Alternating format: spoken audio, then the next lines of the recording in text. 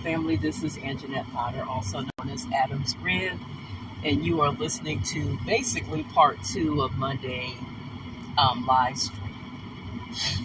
So last night I was looking at a bunch of different YouTube blogs, and there's this one that I like that I look at from the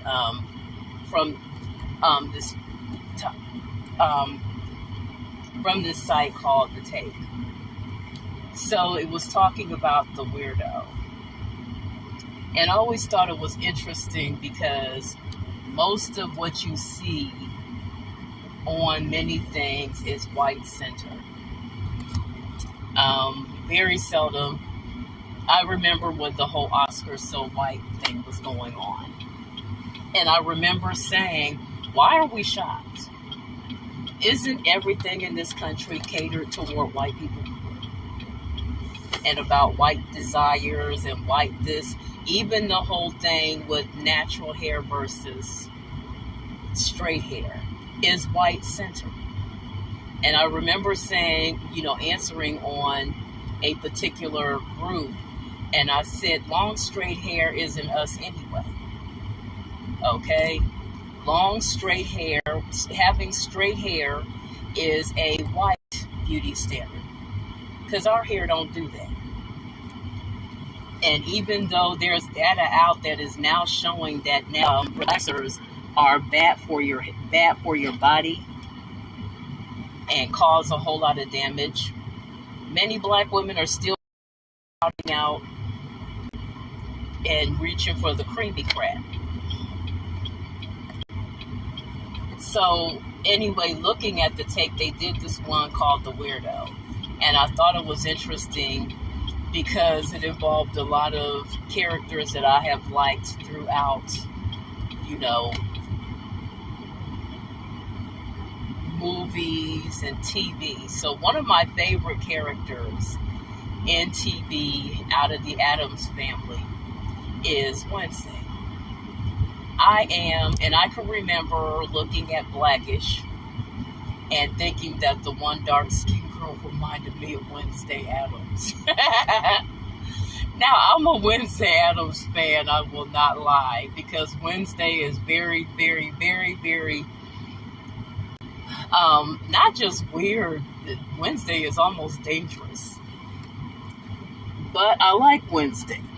And I like Wednesday because girls that fit in that mode are often the girls who are, just like the Basket Case and the Breakfast Club and different other ones. Women that fit into that mode are oftentimes not given credit. I wasn't a slut, but I can remember being accused of sleeping around multiple times, even by my own cousins at that time. Because whenever the devil wants to mess with a woman, he decides to mess with her sexual reputation. So making up stories and saying that you slept with people you didn't sleep with. And the bad thing is he still gets a lot of success in that area in major high schools, because you will still have guys lying and saying that and gaining their reputation off of saying that they slept with you when they didn't. And I can remember, and they covered all that in this thing with The Take. They talked about the whole thing of being given reputations that you didn't earn. Because unfortunately, we don't know how to let guys be virgins and live their life, because God forbid you should be a person who's living your life and minding your own business and not wanting to be a part of some clique of people who are horribly mean.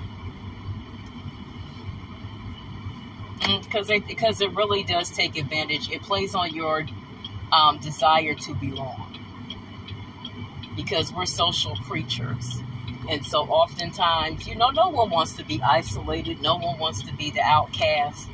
And I could care less about manana. Okay, because this is shit that you do. I think it's always interesting that when white people are confronted with their own mess, they're the first ones to yawn and act bored. That's racial gaslighting. And it's really another way of playing down your legitimate concerns about racist behavior.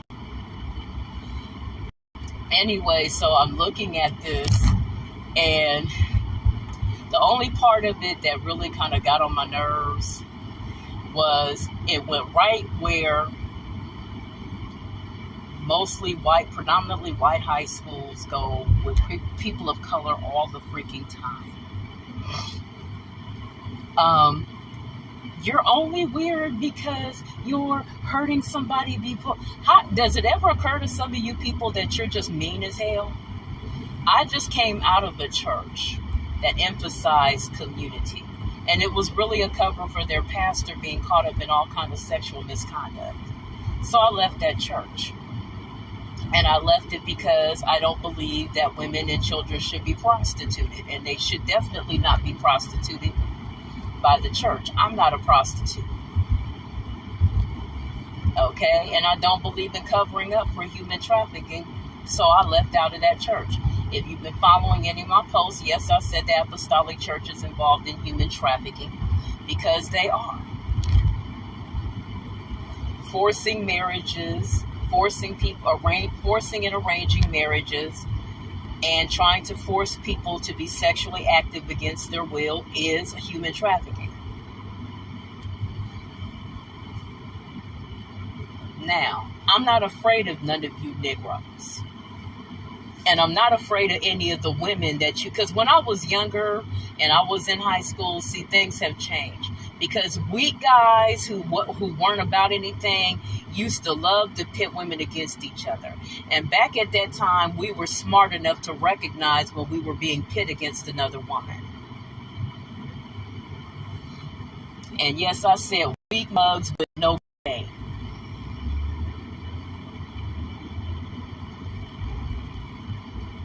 Those of us that had some brains recognized when we were being pimped.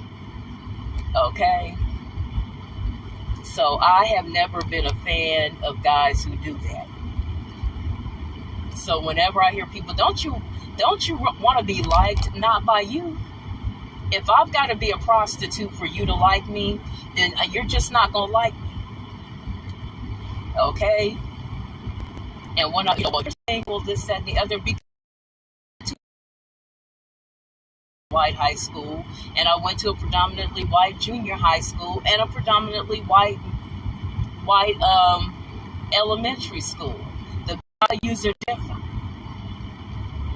Whether you want to admit it or not, whether you want to see it or not. So back in the 80s, when I was in middle school, in my teens, coming of age, there was a big the designer jean thing came out. So I can relate to Will Smith's parents of the world just don't understand. Because in all honesty, because black parents were focused on getting you a good education so that you could go to a good school or good college, get a good job, and move out their damn house. Okay?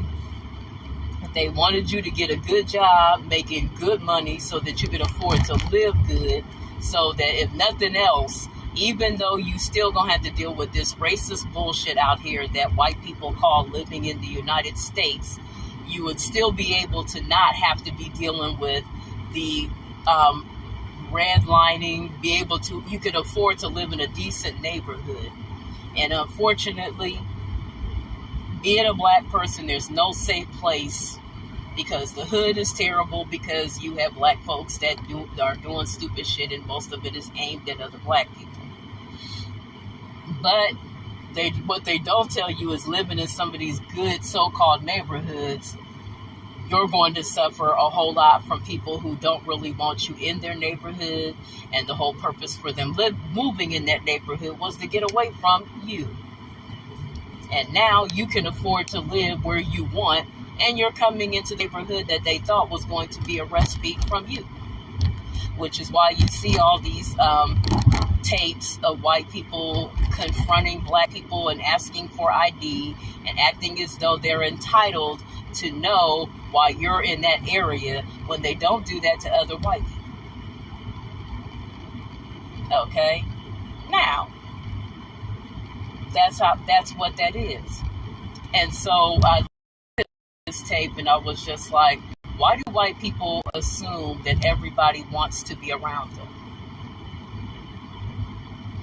Why do the popular people in any population assume that the weirdo is only acting weird or not wanting to be all up under anybody because, well, this is your reaction. Well, they really don't want you in this reaction to you have death was predominantly black. Do people ever understand that you have demonstrated, I don't care about being liked by you because, okay, people expect you to do in the world and being a good, positive person.